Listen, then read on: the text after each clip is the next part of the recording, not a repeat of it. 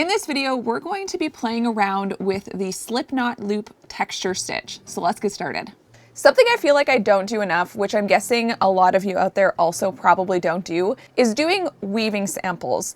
Much like people who draw often have sketchbooks filled with doodles or other little drawing concepts that aren't intended to be finished works of art, I want to do something similar with weaving, where I'm just weaving little samples, little swatches that are simply just to explore different textures and have them as something I can reference down the road when I need some ideas. Even the process of this might actually inspire some ideas for another piece, and so I'm looking forward to doing that. Now, if you've been here for a while, you know that this is almost exclusively how I used to make videos. I almost never made completed projects. I just did little stitch tutorials. And so this is sort of coming back to that, but I want to take it a step further and approach this with a little bit more intention in terms of like, what can we turn this texture into and what can we make it look like? So what I'm currently thinking of doing, and hopefully this actually turns out the way I want it to in my head, is I want to make these little swatches that I can then mount on something like this cardstock. This is a 110-pound cardstock, so it's really nice and firm. So I think a little weaving would mount to this pretty well. I could also use something like watercolor paper, but that's what I'm thinking so far. So I think I'm going to plan this out for the swatches to be about 5 inches by 5 inches. So on this loom, I can definitely get 2, and I want to leave some space in between so that I'll have enough warp string to actually tie them off as well. So I'm going to go ahead and put a warp on the loom, and then we'll get started.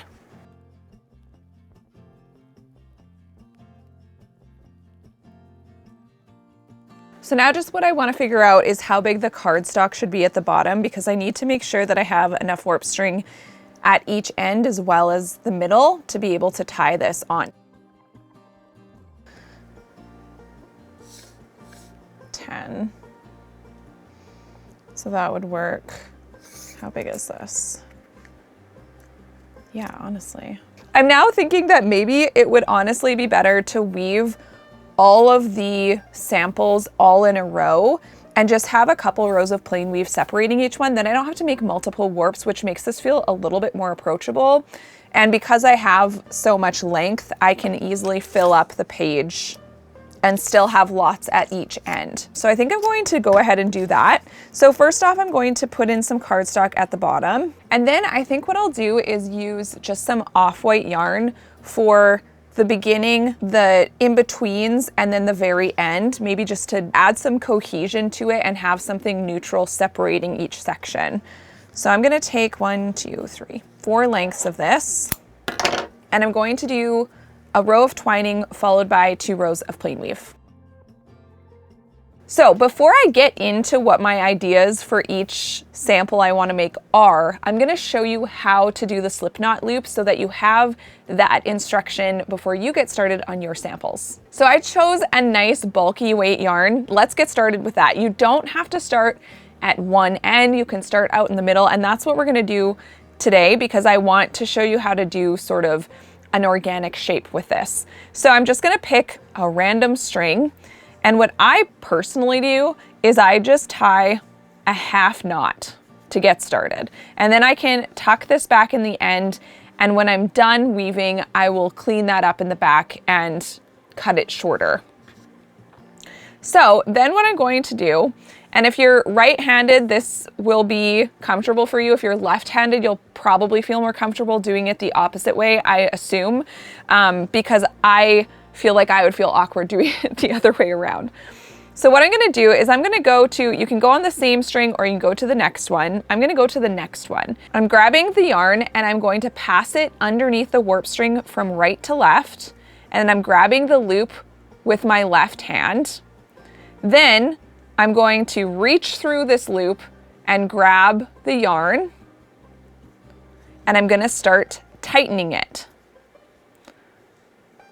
So you can leave this really long or you can adjust it to be shorter. When you do adjust it, I do like to tighten that knot up a little bit more again. And that is your first slip knot loop. And why it's a slip knot loop is, as you can see, if I just pull that, it comes completely out. So I'm going to show you that again. So we're picking up the warp string, we're passing the yarn from right to left, we're grabbing this loop with our left fingers, then we're passing the rest of the yarn over top the warp string, but through the loop. And then you're gonna tighten this side, and that tightens that slip knot. And then you can adjust from here. If you wanna leave it long, you can, or if you want to shorten it, you can do that as well. Then to do the next one, it's the exact same thing. So I'm picking up the next warp string, passing the yarn from right to left, grabbing the loop with my left hand, feeding the rest of the yarn through the loop, creating a new loop, and then tightening that knot and adjusting it to the length that I want. So I'm gonna do a couple more.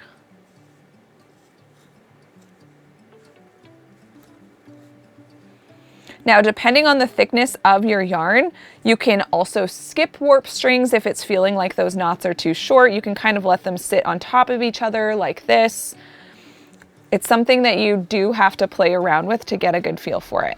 So once I have a few more of these loops, to start going the other direction, you're just gonna do the same thing, but instead of reaching for a warp string on the right, you're gonna reach for one on the left. So now I'm gonna move to the left, so I'm grabbing the one to the left of the one I just finished, and now we're gonna be working on top of the previous row of loops. So the exact same process, but now I'm just moving in the other direction. Now, what I'm noticing right away is that this yarn is quite thick, and so I'm starting to really crowd up my warp. So what I mean by that is you can almost tell that the warp strings, and it's hard to see from the flat, but the warp strings are starting to sit at different heights, and so it kind of feels like I'm overcrowding the warp. So probably what I would actually do if I was using this yarn is I would start to skip warp strings. So I just skipped that one, and then I can skip that one, and then when I come back the other way, I can grab the one in between, and that's just gonna spread out these knots a little bit more. And that's how you do slip knot loops. And then again, if you need to take them out, you can just simply pull on the loops and they will come right out. So one of my first ideas of what I wanted to try doing with these slip knot loops was to create a mossy forest floor type texture. So I grabbed quite a few yarns, and this might be way too thick, but I thought, why don't we try it? And I might have to sort of do these back and forth to make this work. But what I really love about slip knot loops is you don't have to cut the yarn off of your ball. You can work entirely off the ball because of the way that that knot works. And so then if you want to take it out, you haven't actually cut a length off of your yarn, which is really handy. So I'm feeling like this yarn might be a little bit on the thick side for what I wanted to do. So I think I might try first grabbing these other yarns. So my idea was to use multiple strands, all different colors, to create something that felt a little bit more textured and varied. The other thing to think about when you're doing these slip knot loops is I might need to weave some structure between the rows. So I need to think about what color that could be as well. I would really like to add this one, but this one just feels so thick.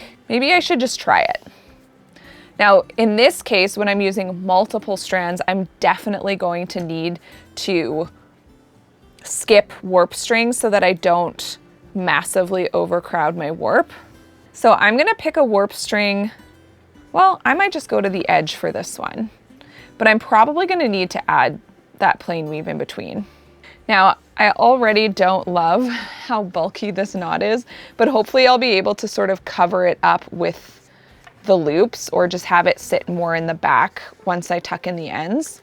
So I'm gonna go ahead and skip the next string, and I'm just gonna start doing my knots, my slip knot loops. Right away, I do feel like the dark or the lighter green yarn is just making this too thick. So you can kind of think of unweaving as like just an eraser. We're gonna erase that yarn and see what it looks like with just these ones. I might want to add something else that's green in here to bring out that more mossy feel, but we'll give this a go. Now, the one annoying thing about using multiple strands is that they don't always line up perfectly.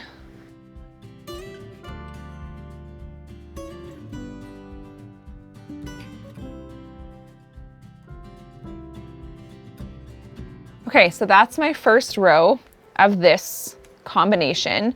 Now what I would like to do, as I said, is to add some plain weave in between. So I can choose one of these yarns to do that plain weave with, and I think that might be a good idea because it's gonna really tie in. So if you see a little bit of it, it won't look so out of place.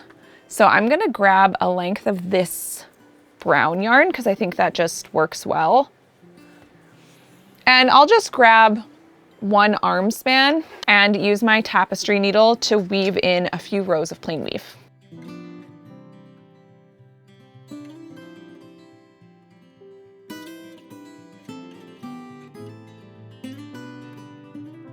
So this plain weave is going to add that little bit of structure that we need between these rows so that the piece isn't just super floppy at the end. Now for a sample, does it really matter? Probably not, but I think it's a good practice so that we can see what it would actually look like if we used this in a piece. And because this is such a thin yarn, I am doing a number of rows. If I was using a super bulky weight yarn, I would probably just do a couple of rows. So now I have about 5 rows of that plain weave in there, and I think that's gonna be good enough. I'm just gonna kind of set that yarn aside, and I'm gonna do another row of these slip knot loops, but I'm going to move in the opposite direction. And I'm also going to be working on the opposite warp string. So the last row, I have a knot around this one. So now I'm gonna start on this one, skip, do one here, skip, do one here, and so on.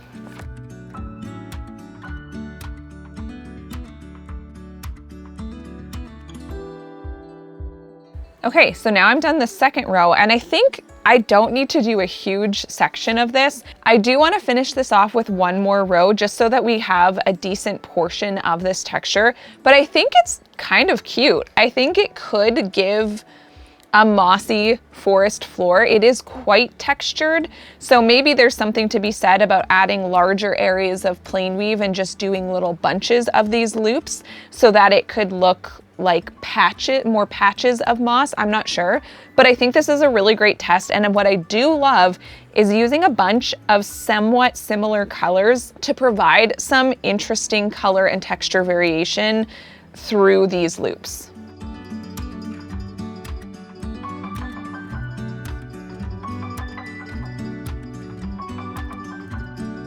Okay, so I finished my last row. I'm gonna leave a nice long tail of these yarns, like so. That one got a little bit long. And just like I started it, what I usually like to do to end it is to tie a knot around the next warp string so that when you go to pull on this later, it's not gonna pull out that last slip knot, and then those can just get tucked in later. Now, I don't know how much tucking in I'm gonna do for a sample piece, but we'll see when we get there. So now that I have this done, and you can see the last row is actually a little bit longer as well. So we have some variation in color, in texture, and in height. So I think there's definitely something interesting about this. Now, does it read as mossy floor as I wanted to? Maybe not, because I think a mossy floor is a little bit more flat on the top, but I do think it's a really fun texture, and it could definitely maybe be used as a moody forest tree leaves almost. Maybe that would be better, but let me know what you see in the comments down below. With this color combination, what do you see? So just like I started this, I think I'm going to do a twining stitch first and then my 2 rows of plain weave. The twining stitch isn't super necessary out in the middle, but I think I'm just going to do it anyway. Actually, I already changed my mind. To save myself a little bit of time, I'm just going to do plain weave. So I'll probably do 3 or 4 rows of this. Okay, so now I can set these yarns aside and we can move on to my next idea. My next idea is actually going to be similar to the one I just did, but I wanted to try something that maybe will feel a little bit like a flower field or a patch of wildflowers. So I'm wondering about grabbing 3 different greens all at the same time, and then doing a row of the greens followed by a row of the colors, so it feels like the little flowers are popping up between the rows of green. So let's give that a try. So you can see these knots are going to be a lot thinner than the last ones, which I actually think is a good thing because this was getting a little bit on the thick side. So I'm gonna do the same thing as before though, because I still feel like this is a bit thick. I'm going to do every other string going this way and then do the opposite going back so that all the strings have the green, but they're not stacking side by side. They're stacking sort of, it'll almost be like this because we'll have a knot here, and then a knot up here. So I'm gonna do that, same thing as I did before, and then add in the little pops of color for the next row.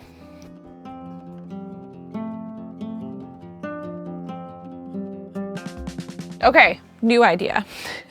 At first I thought I was gonna do all those colors at once, but now I'm thinking maybe what would be smart is after the row of the multiple greens is to do a row of the first little pop of color. I'm not sure if this will feel thick enough though. Maybe I should do 2 colors at the same time and then the next row switch which 2 colors are together. We could try that. So I'm gonna tie this one at the edge as well, but then I'm also going to do my first slip knot loop on the first string so that I'm doing the opposite of the last row of green.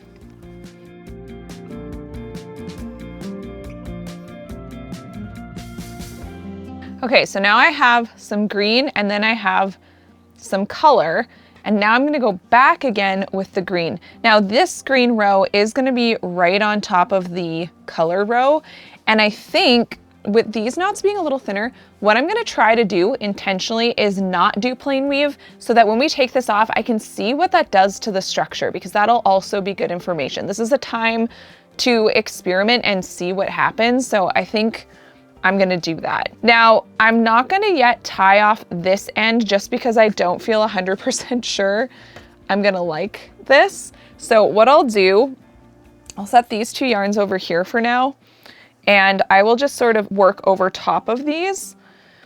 And this row of green is going to go, I think, right on top of the last color row I just did, the pink and the yellow. So what I'm hoping to find out on this one is if I do it this way, will it kind of give the effect of it feeling like flowers in a field? And what we can do is also kind of arrange the little loops so they don't look quite as uniform, but I'm already kind of liking this one.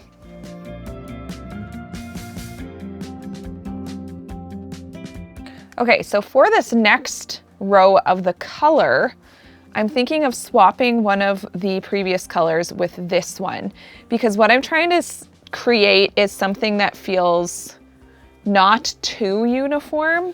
So that's why I'm thinking if I swapped out either the yellow, we could do 2 pinks, or we could do yellow and the pink. Maybe I'll do 2 pinks next, just because I feel like that's a little bit more different. So I'm gonna cut off the yellow and tie that around. So now I'm just gonna tie on this new pink. And I do wanna start on this first row, first warp string rather, and then skip one and go to the one after that. Okay, I think I'm gonna go ahead and cut these 2 off, tie this around, and do one more row of these greens going the other way. All right, so I finished this little section. I'm not sure it's giving the flowers field look as much as I wanted it to. I think that it being in rows is hindering that a little bit. It's a little bit too uniform. So I'm wondering about trying one more section where I do a little bit more clumps of the color mixed amongst the green.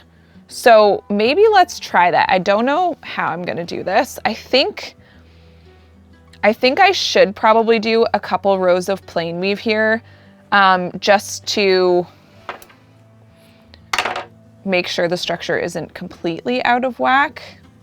So I'll just kind of tie a knot there. That can be tucked into the back. And I'll go ahead and do a couple more rows of this plain weave, and then we'll start again with a different strategy. Okay, so for this next section, I'm gonna start again with the green, But this time, what I would like to try is maybe skipping over more warp strings with the green and doing more clumps in a row with the colors. So let's just kind of play around with this. Actually, what I'm gonna do first, I'm gonna do a full row of green. I just wanna have a nice solid green base. Then I'm going to take all 3 of my colored yarns. Well, I guess green is a color. I'm gonna take all 3 of these yarns, the pink, the peach, and yellow. And I'm thinking of doing them in more clumps and not on the edge. So let's just tie this here. And then I'm going to do a loop on that same warp string. And I'm gonna go to the one right next to it. And then I might go, actually, let's skip one and then go to the one in the middle, creating like this bit of a triangle shape. And then that will be surrounded by green. So I'm gonna go ahead and now cut this off and just tie it around the next string over.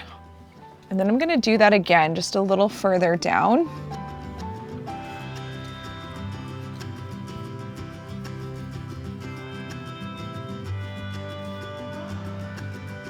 And then cut these off.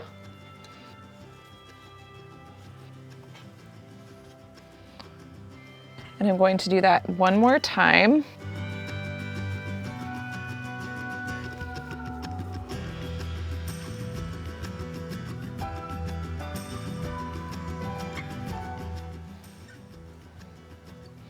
Then I'm going to go back to my green and head the other way.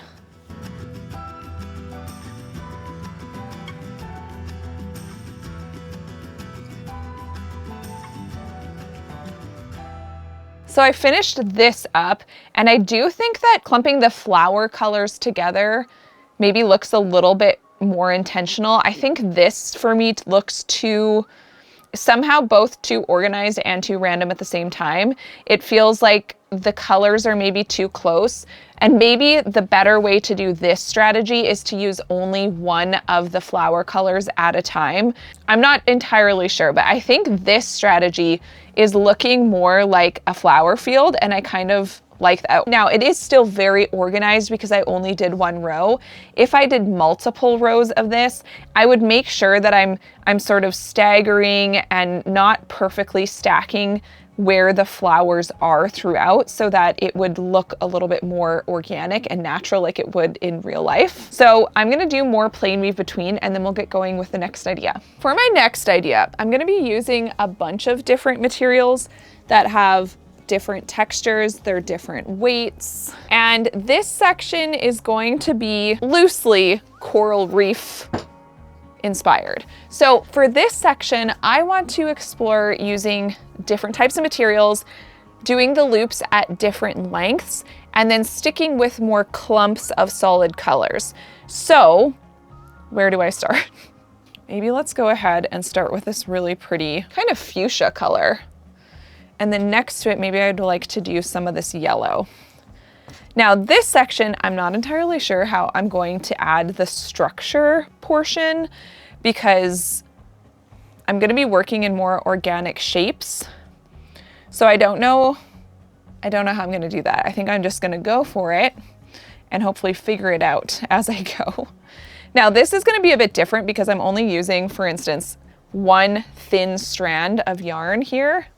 So I'm gonna have to do quite a lot of loops to get the texture. So I'm just kind of moving across now. Because this is a thinner yarn, I'm going on every single string. So now I have sort of the start of a shape. I wanna move back towards this direction. So I'm not being precious about how long these loops are. Some are shorter than the others, and I think that will give it a bit more of a natural look. So I'm kind of just going back and forth, and I'm getting this shape. It's a little wider at the bottom, and then I'm kind of moving towards the middle, so it'll be more of an organic shape instead of just like a square or something like that. Okay, so now I have this little clump of fuchsia. I'm gonna cut off that end. And now I think I want to try this. I don't know how this is going to work.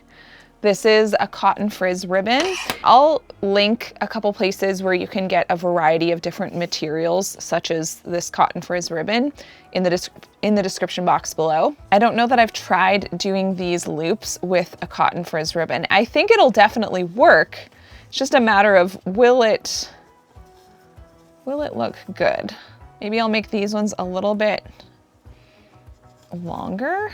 I thought this texture could definitely give the feeling of coral reef, or what's in, I'm not gonna lie to you, I don't know much about coral reef. I just looked up some photos, but there's so many different textures that I was like, okay, that would be a great way to use a bunch of different yarns so that there's like a lot of variation going on. So I'm just gonna keep moving through these different materials, putting them on the warp and seeing what we think about them at the end.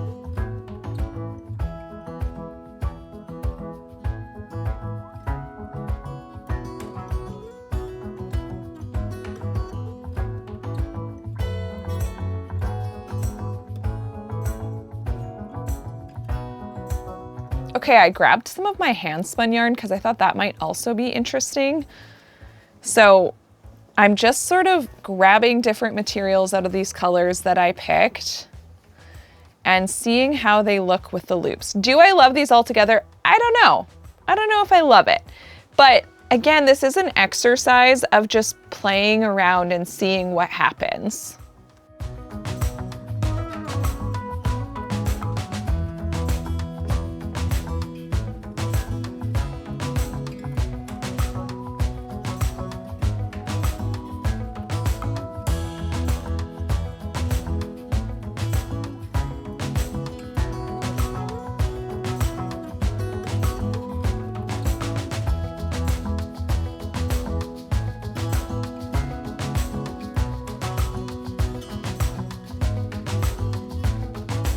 Okay, so I used a bunch of different materials and I did the loops in different lengths. They're not super long or anything.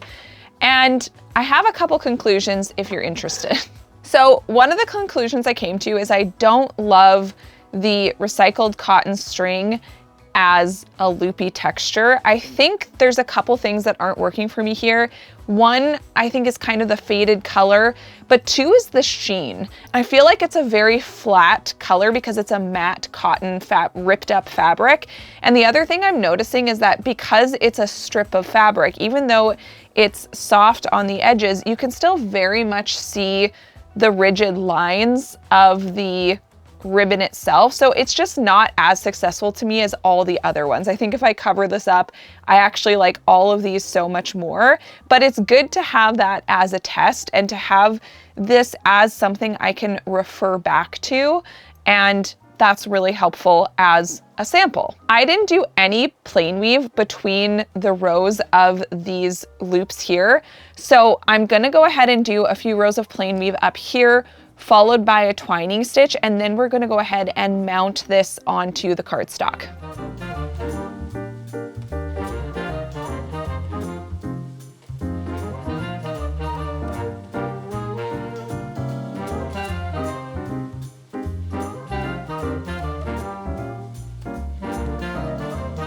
Now that I'm completely done weaving, I'm gonna flip this over and we're gonna deal with some of the ends. Now I'm probably going to do this in a way that isn't quite as tidy as if this were a completed piece, because the goal here is to keep this a little bit lower effort so that it's more fun to do. So the main way that I'm going to finish this is just by knotting ends together as much as I can. This is going to be mounted on a piece of paper, which I'm hoping will work well. So we're not even going to see the back. And again, because it's just a sampler piece, I want to keep this kind of fast and easy.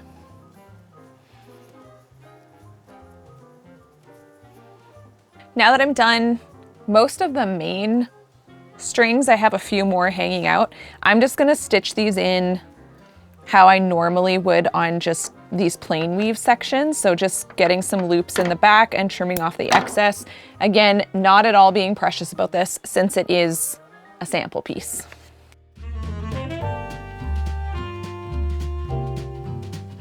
Okay, so now this little sampler is completely done and we need to put it onto the cardstock if that's how you're gonna choose to sort of store this piece.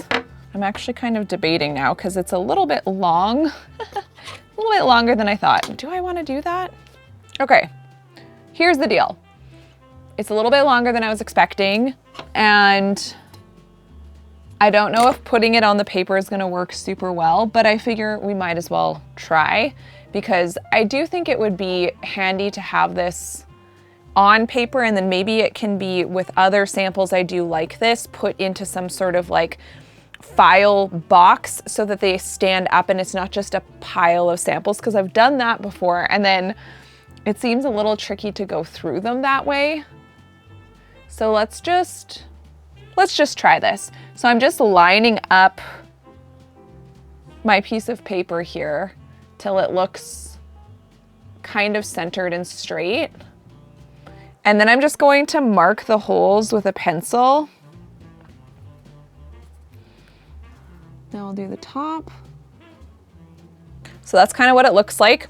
I'm gonna go grab a small hole punch to make this easier and just punch a hole everywhere that I made a mark, which might get a little bit tight. Probably should have done it like every other one.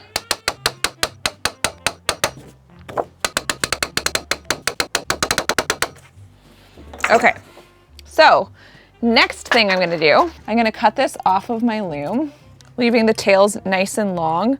On this end, I'm just gonna slip it off. I'm gonna set aside my loom, and then I'm going to start putting these warp strings in through the holes.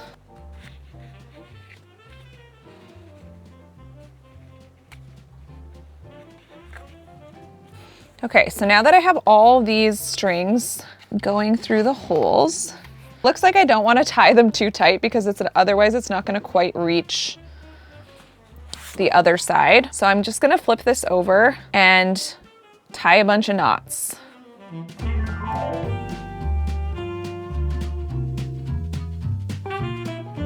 So on this side, I'm going to cut open the loops and just do the exact same thing I did at the top.